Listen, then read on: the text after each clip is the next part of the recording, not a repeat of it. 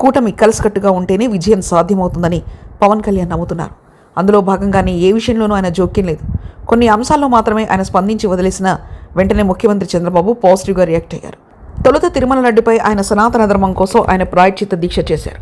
విజయవాడ కనకదుర్గ గుడిమెట్లను శుభ్రం చేశారు. తిరుమల కొండను కాలినడకనెక్కారు. ఈ అంశం గత ప్రభుత్వంలో జరిగిన కల్తీకి వ్యతిరేకంగా ఆయన చేసింది.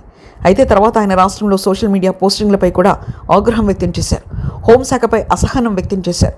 అవసరమైతే తాను హోంశాఖ తీసుకుంటానని హెచ్చరించారు.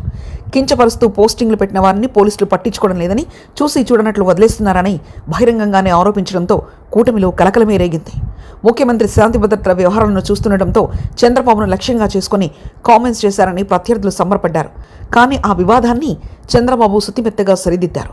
ఇక రేషన్ బియ్యం అక్రమ రవాణా వ్యవహారంపై కూడా పవన్ ఆగ్రహావేశాలు వ్యక్తం చేశారు. కాకినాడ పోర్టు నుంచి అక్రమ బియ్యం సరఫరా అవుతున్నాయని తెలిసి అక్కడికి వెళ్లి సీజ్ ద షిప్ అని ఆదేశించారు. రేషన్ బియ్యం అక్రమ రవాణాను అరికట్టడంతో తమ కూటమి ప్రభుత్వం ఏ మేరకు ప్రయత్నిస్తుందో చేతల్లోనే ప్రజలకు చూపించగలిగారు. వేల మెట్రిక్ టన్నుల రేషన్ బియ్యం పేదలకు అందాల్సి ఉండగా దాన్ని అక్రమంగా స్మగ్లర్లు విదేశాలకు తరలించడాన్ని కొంత నిలిపివేయడంలో పవన్ కళ్యాణ్ సక్సెస్ అయ్యారు. ఆ తర్వాత పల్నాడుకు వెళ్లి సరస్వతి భూముల వద్ద పరిశీలించి అక్కడ రైతులకు అండగా ఉంటానని చెప్పారు. తర్వాత సరస్వతి భూములను ప్రభుత్వం రద్దు చేసింది. ఇలా వరుసగా ఒక్కొక్క సమస్యను పోరాడుతూ దానికి ఫుల్ స్టాప్ పెట్టేందుకు పవన్ కళ్యాణ్ చేస్తున్న ప్రయత్నాలు సక్సెస్ అవుతుండడాన్ని అభినందిస్తున్నారు.